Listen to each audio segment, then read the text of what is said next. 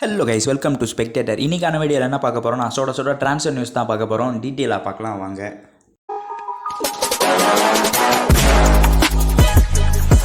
நியூஸில் நம்ம என்ன பார்க்க போகிறோம்னா, லான்ஜோலா சாந்தே பார்த்தீங்கன்னா வேறு எந்த கிளப்பும் மூவ் பண்ணல. மோகன் பகான் சூப்பர் ஜெயின்ஸ் போகிறதெல்லாம் ரூமர்னு நம்ம ஆல்ரெடி அப்டேட் பண்ணியிருப்போம். அந்த வருஷத்தில் மும்பை சிட்டி அஃபிஷியலாக கான்ட்ராக்ட் எக்ஸ்டென்ஷன் கொடுத்துட்டாங்க அப்படின்னு நம்ம சொல்லலாம் லான்ஜோலா சாந்தேக்கு. லாஸ்ட் சீசன் மட்டும் இல்லாமல் சென்னையிலேருந்து லீவ் பண்ணதுலேருந்தே பார்த்தீங்கன்னா மும்பை சிட்டிக்கு ரொம்ப ஒரு குட் கேம் காமிச்சிட்டு வரான்னு சொல்லலாம் லான்ஜோலா சாந்தே. அது மூலிமா நேஷனல் டீம்லேயோட பெர்ஃபார்மன்ஸ் ரொம்ப சூப்பராக இருக்குது. இப்போ அந்த வருஷத்தில் அவருக்கு கிட்டத்தட்ட 3 இயர் டீல் பார்த்தீங்கன்னா சைன் இன் பண்ணியிருக்காங்க. 3 வருஷம் பார்த்தீங்கன்னா கான்ட்ராக்ட் எக்ஸ்டென்ஷன் கொடுத்துருக்காங்கன்னு சொல்லலாம் மும்பை சிட்டி. கண்டிப்பாக அப்கமிங் சீசன் பாஸ்ட் சீசனை விட அப்கமிங் சீசன் இன்னும் நல்லாவே பெட்டராக பர்ஃபார்ம் பண்ணுவார் நம்ம எதிர்பார்க்கலாம் சாந்தே கிட்ட இருந்து. நெக்ஸ்ட் மோகன் பகான் சூப்பர் ஜெயின்ஸ் பார்த்தீங்கன்னா அஃபிஷியல் அனௌன்ஸ் பண்ணிட்டாங்க அவங்களோட 3 பிளேயர்ஸ்க்கு நன்றி விதமாக. ஏன்னா அவங்களோட முக்கியமான பிளேயரான ஜானி கோகோவும் சரி, அவங்களோட சாலிடான 2 சென்டர் பேக்கும் தேங்க்யூ சொல்லிட்டாங்க. ஹெக்டர் யூஸ்பேக்கும் சரி, பிராண்டன் ஹமில்காவும் சரி, அவங்களோட 2 சென்டர் பேக்கும் நன்றி தெரிவித்த விதமாக அவங்களோட அட்டாக்கிங் மிட்ஃபீல்டரான ஜானி கோகோவும் நன்றி சொல்லிட்டாங்க. ஜானி கோகோ பொறுத்த வரைக்கும் அபாஸ்னால் உள்ளே வந்தார் அண்ட் அவரோட பர்ஃபார்மன்ஸ் காமிச்சார். இப்போ அவருக்கு நன்றி தெரிவிச்சிட்டாங்க. மேபி அவர் வேறு எதனா கிளப் ஐஎஸ்எல்லே போக அதிக வாய்ப்பு இருக்குது. நார்த் ஈஸ்ட் யுனைடெடும் பேரலாக அவர் அப்ரோச் பண்ணிட்டு வந்துட்டு இருக்காங்க. பொறுத்திருந்து பார்க்கலாம் ஜானி கோகோ ஐஎஸ்எல்ல தான் இருக்க போகிறாரா இல்லையான்னு. நெக்ஸ்ட் ஹெக்டர் யூஸ்டே பொறுத்த வரைக்கும் அவர் எந்த வித ரூமர்லையும் இது வரைக்குமே வரல வேறு எந்த கிளப் போக போகிறாருன்னு. நம்ம பொறுத்திருந்து தான் பார்க்கணும் ஐஎஸ்எல்லே இருக்க போகிறாரா அண்ட் வேறு எங்கன்னா மூவ் பண்ண போகிறாருன்னு. அண்ட் பிராண்டன் ஹமில் கூட பார்த்தீங்கன்னா ஒரு சாலிட் சென்டர் பேக், கண்டிப்பாக வேறு எதனா கிளப் அவர் அப்ரோச் பண்ண அதிக வாய்ப்பு இருக்குது. பட் பொறுத்திருந்து பார்க்கலாம் இந்த 2 டிஃபெண்டர்ஸும் ஐஎஸ்எல்ல ஸ்டே பண்ண போகிறாங்களா இல்லை வேறு எதனா கிளப் மூவ் பண்ண போகிறாங்களா, வேறு எதனா லீக்கு. இப்போதைக்கு மோகன் பகான் சூப்பர் ஜெயின்ஸ்க்கு கண்டிப்பாக 2 சென்டர் பேக் தேவை அண்ட் ஒரு அட்டாக்கிங் மிட்ஃபீல்டர் தேவை அப்படின்னு நம்ம சொல்லலாம். அண்ட் 2 சென்டர் பேக்கில் ஆல்ரெடி நம்ம அப்டேட் பண்ணியிருப்போம். ஆண்டோனியா அப்படின்ற மாதிரி ஒரு பிளேயரை நம்ம சொல்லியிருப்போம் ரூமரில். அவர் வேணால் ஒரு சென்டர் பேக் ரோலை ஃபில் பண்ண உள்ளே வர அதிக வாய்ப்பு இருக்குது. எதாக இருந்தாலும் நான் உங்களுக்கு அப்கமிங் சீசனில் அப்டேட் பண்ணுறேன் ட்ரான்ஸ்ஃபர் நியூஸில். நெக்ஸ்ட் ஒடிசா எஃப்சி பார்த்தீங்கன்னா ரெய்னர் ஃபெர்னாண்டஸ்க்கு லோன் மூலிமா தட்டி தூக்கியிருக்காங்க அப்படின்னு நம்ம சொல்லலாம். இவர் பார்த்தீங்கன்னா எஃப்சி கோவாவோட ஒரு சென்ட்ரல் மிட்ஃபீல்டர், 28 வயசு ஆகுது. மும்பை சிட்டி மூலிமா ஆல்ரெடி ஐஎஸ்எல் ஷீல்டையும் ட்ரோஃபியும் சரி டேஸ்ட் பண்ணியிருக்காரு. இப்போ அவர் பார்த்தீங்கன்னா ஆல்மோஸ்ட் மிட்ஃபீல்டில் டிஃபென்ஸ் மிட்ஃபீல்டரும் சரி அட்டாக்கிங்கும் சரி ஏபிள் டு ப்ளே அப்படின்னு நம்ம சொல்லலாம்.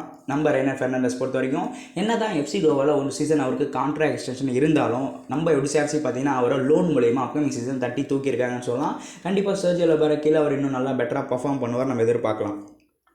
நம்ம சென்னை எஃப்சி பார்த்தீங்கன்னா ஆல்மோஸ்ட் அப்கமிங் சீசன் ஏகப்பட்ட சைனிங் பண்ணிட்டாங்க.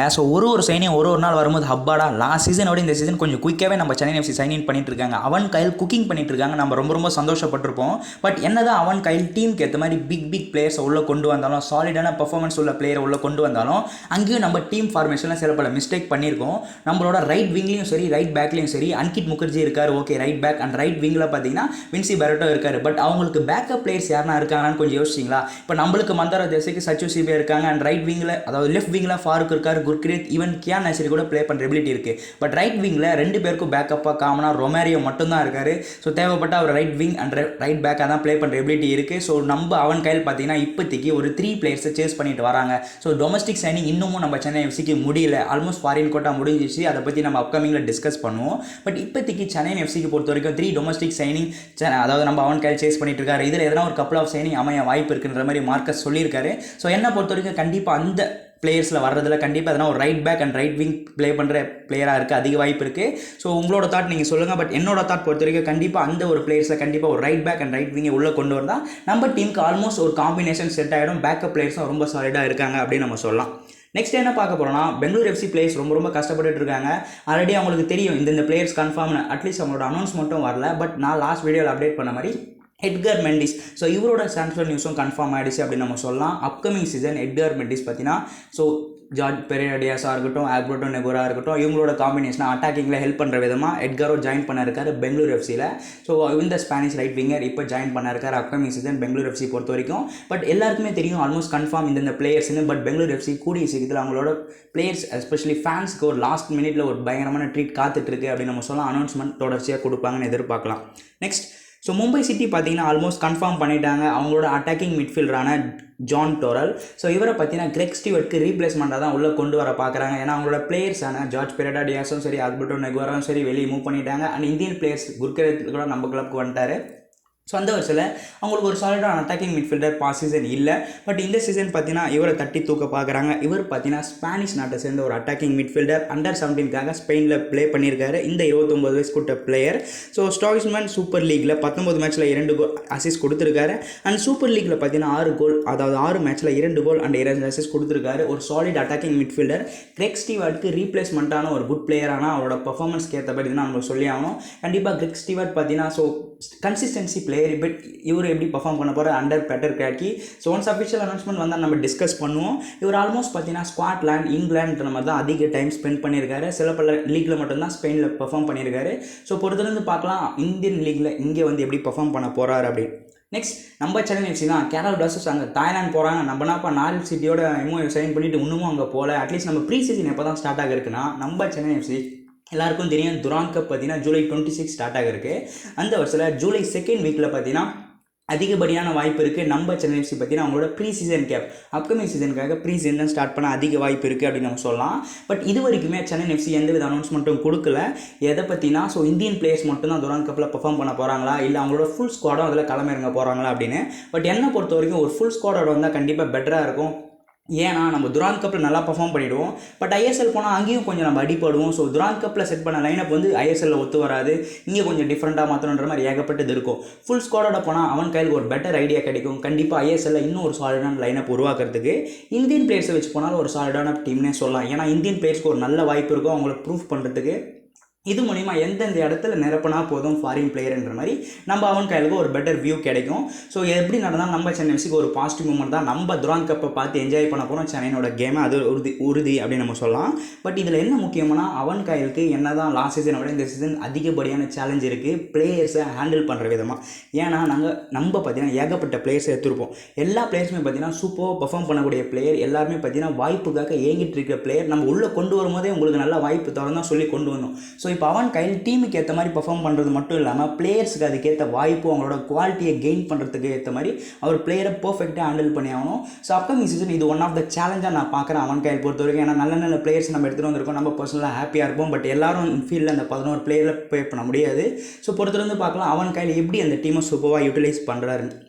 Next AFC Asian football confederation பார்த்தீங்கன்னா சில பல ரூல்ஸை கொடுத்துருக்காங்க. என்னென்னா ஃபாரின் லிமிட்டே இல்லை அப்படின்ற மாதிரி சொல்லியிருக்காங்க. அது என்ன ஃபாரின் லிமிட்னா ஸோ ஸ்டார்டிங் ஏஎஃப்சி காம்படிஷன் பொறுத்த வரைக்கும் லீக் மேட்சஸ், அதாவது ஏஎஃப்சி சாம்பியன்ஸ் லீகாக இருக்கட்டும், ஏஎஃப்சி கப்பாக இருக்கட்டும், இது எல்லாத்துலேயுமே பார்த்தீங்கன்னா ஸோ ஏஷியாவில் இருக்கிற கிளப்போட லீக்கில், அதாவது லீக்லேருந்து கிளப் வந்து பர்ஃபார்ம் பண்ணுவாங்க. இப்போ ரீசெண்டாக மோகன் பகான் சூப்பர் ஜெயின்ஸாக இருக்கட்டும், மும்பை சிட்டி சாம்பியன்ஸ் லீக் போய் பண்ணாங்களே, ஸோ அந்த மாதிரி தான். அதில் எல்லா லீக்லேருந்து கிளப் வர்றதில் 4 ஃபாரின் பிளேயர் பெர்ஃபார்ம் பண்ணுவாங்க. அண்ட் சவுதி ப்ரோ லீகோட அப்ரோச் காரணத்தினால 6 ஃபாரினர்ஸாக மாற்றிட்டாங்க. இப்போ ஏஎஃப்சி என்ன மாற்றம் நிகழ்த்திருக்காங்கன்னா ஸோ ஆல்மோஸ்ட் ஃபாரின் பிளேயர்ஸ் லிமிட்டே இல்லை. நீங்கள் 11 பேருமே ஃபாரின் பிளேயர்ஸ் வச்சு விளையாடிக்கலாம். பட் இதில் ஒரு சின்ன ரூல்ஸ் தான் வச்சுருக்காங்க. அது என்ன 11 பேரும் ஃபாரின் பிளேயர்ஸ்னால் அது ஓகே, ஒரு பக்கம் செம்மையாக இருக்கும், கேம்லாம் பார்க்க என்ஜாயபிளாக இருக்கும். பட் என்ன ரூல்ஸ்னால் இப்போ சவுதி ப்ரோ லீக்கில் 11 பிளேயருமே அலோவ் பண்ணுற உங்களுக்கு அந்த ரூல்ஸ் இருந்தால் நீங்கள் அப்படியே ஏஎஃப்சி காம்படிஷனு 11 பிளேயர் ஃபாரின் பிளேயரை வச்சு பெர்ஃபார்ம் பண்ணிக்கலாம். இப்போ சப்போஸ் நீங்கள் ஐஎஸ்எல் எடுத்து பார்த்தீங்கன்னா ஐஎஸ்எல்லில் நம்ம 6 ஃபாரின் பிளேயர் தான் சைன் பண்ணுவோம். அதில் 4 தான் உள்ள களம் இறக்குவோம். ஸோ அப்போது அந்த 4 ஃபாரின் பிளேயர் மட்டும் தான் ஏஎஃப்சி காம்படிஷனில் பெர்ஃபார்ம் பண்ண முடியும். ஸோ இங்கே நீங்கள் ஃபுல் பிளேயர்ன்ற மாதிரி ஆடக்கூடாது. ஏன்னா உங்களோட ரூல்ஸ் எப்படியோ அதை தான் இங்கே ஃபாலோ பண்ணுன்ற மாதிரி சொல்லியிருக்காங்க. ஸோ எதாக இருந்தாலும் நம்ம வெயிட் பண்ணி தான் பார்க்கணும். ஏன்னா சவுதி ப்ரோ லீக் பிரச்சனை இல்லை, இங்கே நம்ம லோக்கல் டேலண்ட்ஸுக்கு ஒரு வாய்ப்பு கொடுத்தாகணும். ஆல்ரெடி 4 ஃபாரின் பிளேயர்ஸில் மிச்சம் 11, அதாவது 7 பிளேயரே பார்த்தீங்கன்னா நம்ம போராடிட்டு இருக்காங்க. அந்த 7 பிளேயர் ஸ்பாட்டில் நம்ம ஒரு ஆள் உள்ளே இருக்கணும்னு.